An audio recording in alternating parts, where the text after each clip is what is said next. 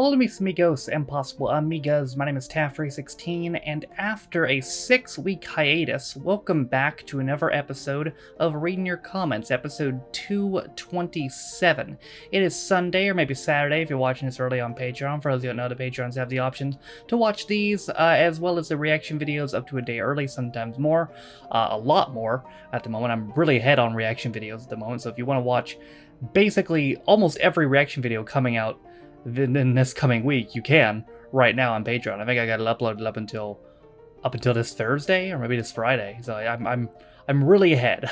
I'm really ahead at the moment. But regardless of what day you're watching this on, let's go ahead and read some comments. Loved Chucklevision as a kid. Paul's still knocking about doing shows. He was only on the last a few weeks ago. I think he's currently on his last theater tour at the moment, then retiring. Good for him, honestly. I mean, I'm sure it was very difficult for him carrying on.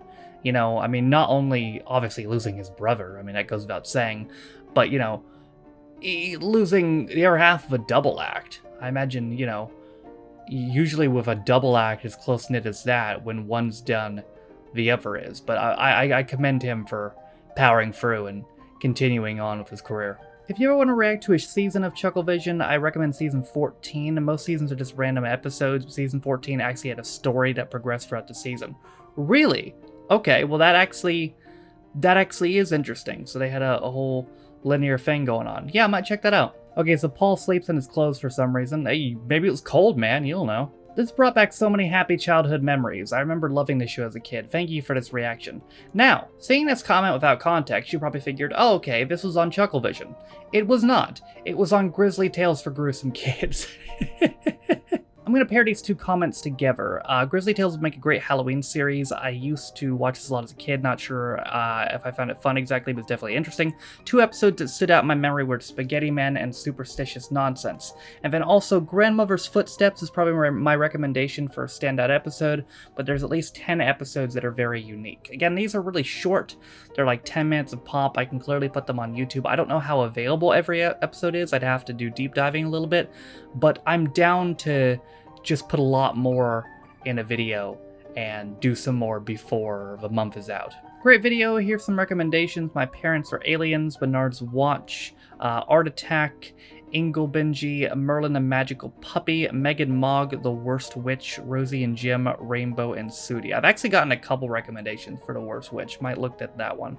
My Parents Are Aliens surprised me because I actually got a couple recommendations for that too. I had seen a little bit of it back in the day in one of the compilations. But I uploaded it to YouTube.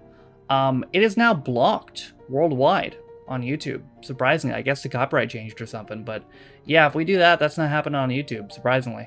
You really gotta watch Grim Tales with Rick Mail, a staple of my UK childhood. Well, I told you about the Patreon earlier and videos I'm really ahead on. You can watch my reaction to that right now if you're a patron. If not, you'll see it later in the week. My family and I love Benefit Street. They made a similar documentary around the same time called Skint, and the 2013 series was set in my hometown, which I also really liked. I've always said how horrible my town is, and the show's perfect proof to my online friends who live elsewhere. I guess that's a way of looking at it. Yeah, I don't know. It seemed very controversial feelings about Benefit Street. I did find I could put it on YouTube, so maybe. I don't know, though. We'll think about it. It's true. We do love a good fight here. That's because we know the other guy won't pull a gun on us. You know, I don't think you intended it this way, but that actually sounds like an advocation for guns. They used the Carry On theme music for the World of Bullshit bit, and Taffrey16 or any of our American reactors haven't reacted to the Carry On films or the few TV shows they did when they're missing out Sid James and that laugh. Halloween's coming up, try to find Carry On Screaming. I actually have done Carry On Streaming on my second channel, Free16 Views, my review channel, which you can find in the description down below. It's actually my 3rd most viewed review as of this recording. Worth remembering that a lot of the insulting shit in Pearl Harbor was essentially just ripped off from James Cameron's Titanic, a real disaster made into action movie, love story of fictional characters. Cameron got away with it because the film was pretty impressive while Bayes was complete ass. Yeah, I mean, that's a good summary right there. If you're gonna make a film about a terrible occurrence in history, make sure it's good, because if it's shit, you're gonna rightly get that shit shoved down your throat.